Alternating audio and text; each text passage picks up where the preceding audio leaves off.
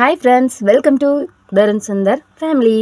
இன்றைக்கி நம்ம வீடியோவில் என்ன பார்க்க போகிறோம் அப்படின்னு பார்த்தீங்கன்னா, நம்ம வாழ்க்கையில் தூங்கும்போது கூட சம்பாதிக்கக்கூடிய ஒரு தொழில் தாங்க பார்க்க போகிறோம். அது என்னன்னு கேட்டிங்கன்னா யூடியூப் தான். யூடியூப்பில் நாம் தூங்கும்போது கூட சம்பாதிக்கலாம். எப்படின்னு கேட்குறீங்களா? இப்போ ஒரு ஷார்ட்ஸ் போடுறீங்க அப்படின்னா ஷார்ட்ஸ் வந்து ஒரு குறிப்பிட்ட டைம் போகும். அதேமாதிரி இந்த லைவ் எல்லாம் போட்டிங்கன்னா லைவ் அந்த டயத்தில் மட்டும்தான் பேச முடியும். ஆனால் வீடியோ ஒரு 8 நிமிஷம் வீடியோ போட்டிங்கன்னா நீங்கள் தூங்கும்போது கூட சம்பாதிக்கலாங்க. அப்படிப்பட்ட ஒரு தொழில் தான் இந்த யூடியூப்பு. இந்த யூடியூப்பில் நிறைய டவுட்டெல்லாம் கேட்குறீங்க. இன்றைக்கி உங்கள் டவுட்டுக்கெல்லாம் நான் வந்து ஆன்சர் பண்ண போகிறேன்.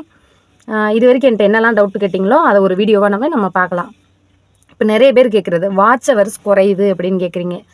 வாட்ச் ஹவர்ஸ் குறையிறதுக்கு ஒரு காரணம், ஒரு வருஷம் ஆகிட்டா 325 நாள் ஆகிட்டா குறையும். நேற்று ஒருத்தவங்க ஒரு சிஸ்டர் வந்து கமெண்ட் பண்ணாங்க, எனக்கு வாட்ச் ஹவர்ஸ் வந்து குறையுது சிஸ்டர், என்ன செய்ய அப்படின்ட்டு. ஒரு வருஷம் ஆனாலே குறையும் சகோதரி அப்படின்னு. இல்லை, எனக்கு 6 மாதம் தான் ஆகுதுன்னாங்க. 6 மாதம் ஆகி வாட்ச் ஹவர்ஸ் குறையுதுன்னா அதுக்கு ஒரு காரணம் இருக்குது. என்ன தெரியுமா? அது நம்ம மேலே தப்பு. அது வந்து வாட்ச் ஹவர்ஸை ஃப்ரண்ட் பேஜில் பார்க்குறாங்க. ஒய்டி ஸ்டுடியோ இருக்குல்ல, அங்கே சப்ஸ்கிரைபர் கவுண்ட் காட்டும்ல, அதுக்கு கீழே 4 பாக்ஸ் இருக்கும். மானிட்டேஷன் ஆகலைன்னா 2 பாக்ஸ் இருக்கும்னு நினைக்கிறேன். ஆமாம், மானிட்டேஷன் ஆகலைன்னா 2 பாக்ஸ் இருக்கும். மானிட்டேஷன் ஆகியிருந்த சேனல்னால் 4 பாக்ஸ் இருக்கும். இப்போ அந்த மானிட்டேஷன் ஆகாத சேனலில் தான் வாட்ச் ஹவர் கேட்பாங்க. இப்போ 2 பாக்ஸில் வலது பக்கம் இருக்கிற பாக்ஸில் ஒரு வாட்ச் ஹவர் காட்டும். அதில் வந்து நிறைய பேர் வாட்ச் ஹவர் பார்த்துட்டு எனக்கு 6000 மணி நேரம் 7000 மணி நேரம் வந்துருச்சும்பிங்க. அந்த இடத்துல பார்க்கக்கூடாது. அங்கே காட்டக்கூடிய வாட்ச் ஹவர் வந்து ஷார்ட்ஸுக்கும் சேர்த்து காட்டும். இன்னொன்று பார்த்தீங்கன்னா, லாஸ்ட் 28 டேஸ்னு இருந்துச்சுன்னா உங்கள் வாட்ச் ஹவர்ஸ் குறையிற மாதிரி இருக்கும். நீங்கள் 365 டேஸில் வச்சுக்கணும்.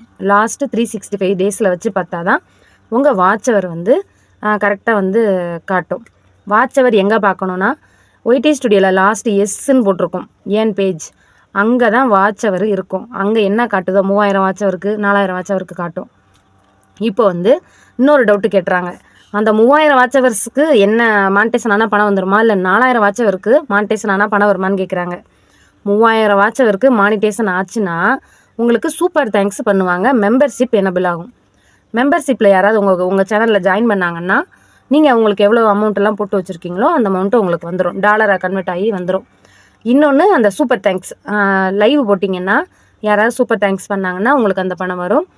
இல்லை ஷார்ட்ஸில் சூப்பர் தேங்க்ஸ் பண்ணாங்கன்னா அந்த பணம் வந்து உங்களுக்கு வரும். சரிங்களா? இதுதான் 3000 வாட்ச் ஹவருக்குள்ள பெனிஃபிட்டு. இப்போ 4000 வாட்ச் ஹவருக்குள்ள பெனிஃபிட் என்னன்னு பார்த்தீங்கன்னா, நமக்கு விளம்பரம் கொடுப்பாங்க. அதாவது நம்ம பெரிய வீடியோலாம் பார்க்கும்போது விளம்பரம் வருதுல்ல, அந்த விளம்பரம் வந்து இன்றைக்கி நம்ம கொடுப்பாங்க. அந்த பெரிய வீடியோவுக்கு கொடுப்பாங்க. இப்போ இந்த விளம்பரங்கள் எங்களுக்கு எப்படி தருவாங்கன்னு நிறைய பேர் கேட்குறீங்க. புதுசாக சேனல் ஆரம்பித்தவங்க தெரியாதுல்ல, அவங்களுக்கு மானிட்டேஷன் ஆனால் தான் விளம்பரம் எனபிள் ஆகும். சரி, இப்போ விளம்பரத்தில் இப்போ வந்து டாலர் இன்க்ரீஸ் பண்ணுறதுக்கு என்ன டிப்ஸ் அப்படின்னு கேட்டிங்கன்னா, 8 நிமிஷத்துக்கு மேலே வீடியோ போட்டிங்கன்னா உங்களுக்கு டாலர் நல்லா இன்க்ரீஸ் ஆகும். ஏன்னா 2 விளம்பரம் கொடுப்பாங்க. 8 நிமிஷத்துக்கு மேலே நீங்கள் வந்து வீடியோ போட்டிங்கன்னா 2 விளம்பரம் கொடுப்பாங்க. அதாவது மிடில் ஆட், ஃபஸ்ட்டு இன்ட்ரொடக்ஷன் ஆடுன்னு இருக்கும், அப்புறம் எண்டிங் ஆடுன்னு இருக்கும். நடுவில் கொடுப்பாங்கள்ல, அந்த மாதிரி வீடியோ எடுக்கும்போதே ஒரு விளம்பரம் வரும், முடிக்கும்போது ஒரு விளம்பரம் வரும். 2 விளம்பரம் கொடுப்பாங்க 8 நிமிஷத்துக்கு மேலே வீடியோ போட்டிங்கன்னா.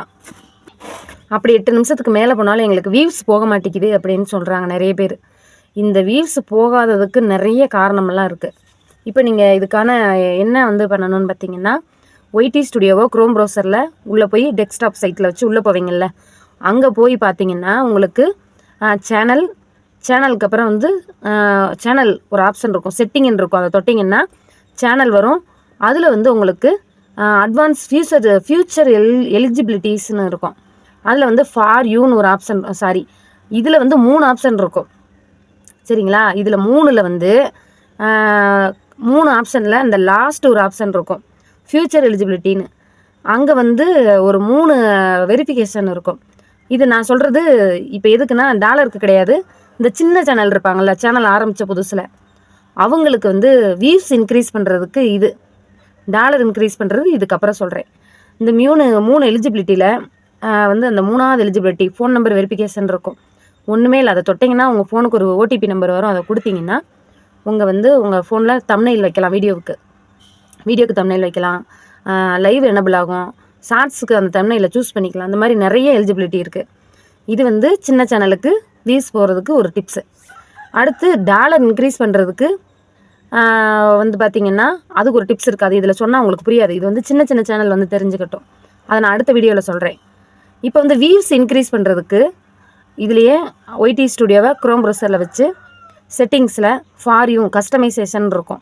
அதை தொட்டிங்கன்னா ஃபார் யூன்னு ஒரு ஆப்ஷன் இருக்கும். அந்த ஃபார் யூவை தொட்டிங்கன்னா வீடியோ, ஷார்ட்ஸ், லைவ் 3 இருக்கும். நீங்கள் லைவ் போடாத சேனல்னால் அந்த லைவ் ரெக்கமெண்டேஷனை ஆஃப் பண்ணி வச்சுருங்க. சரிங்களா? இப்போ நான் என்னெல்லாம் சொல்கிறேனோ இதை வந்து நான் டெமோ காட்ட முடியாது. ஏன்னா நம்ம சேனல் டெக் சேனல் கிடையாது. இது வந்து நம்ம சப்ஸ்கிரைபர் நிறைய பேர் கேட்குறதால வாரத்தில் ஒரு நாள் ஒரு டிப்ஸ் மாதிரி ஒரு வீடியோ நான் கொடுக்குறேன். டெமோ காட்டுறதா இருந்தால் நீங்கள் வந்து டெக் சேனலில் தான் பார்க்கணும். நான் எப்படி யூடியூப்பில் நிறைய விஷயம் கற்றுக்கிட்டேன் அப்படின்னு பார்த்தீங்கன்னா, எனக்கு என்ன சந்தேகமோ நான் யூடியூப்பில் அப்படியே டைப் பண்ணுவேன். சரிங்களா? எனக்கு இப்போ ஒரு இந்த யூடியூப்பில் வியூஸ் இன்க்ரீஸ் பண்ணுவது எப்படி அப்படின்ட்டு நான் டைப் பண்ணுவேன். நீங்கள் என்கிட்ட கேட்குறீங்கள, என்கிட்ட கேட்கவே வேண்டாம்.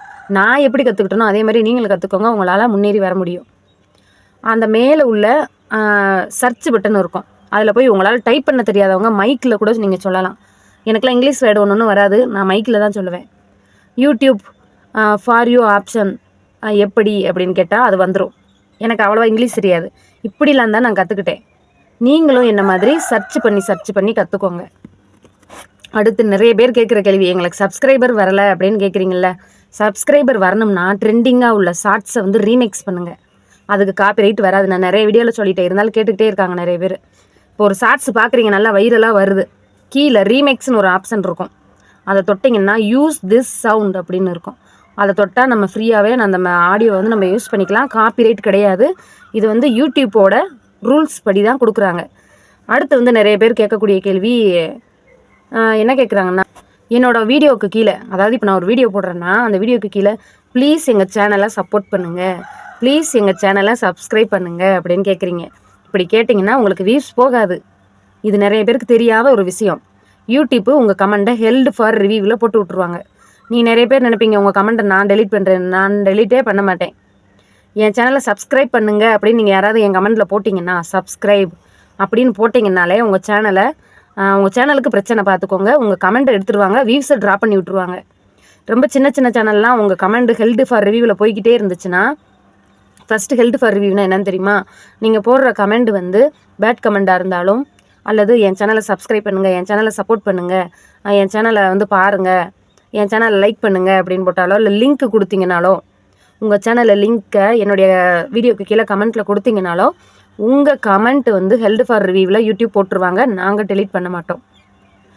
நானும் புது சேனலில் நான் ஆரம்பித்த புதுசில் இந்த மாதிரி நிறைய வேலை பண்ணியிருக்கேன். ஒரு பெரிய சேனலில் போய் இந்த மாதிரி கமெண்ட் கொடுத்தேன், என் கமெண்ட்டை காணோம்.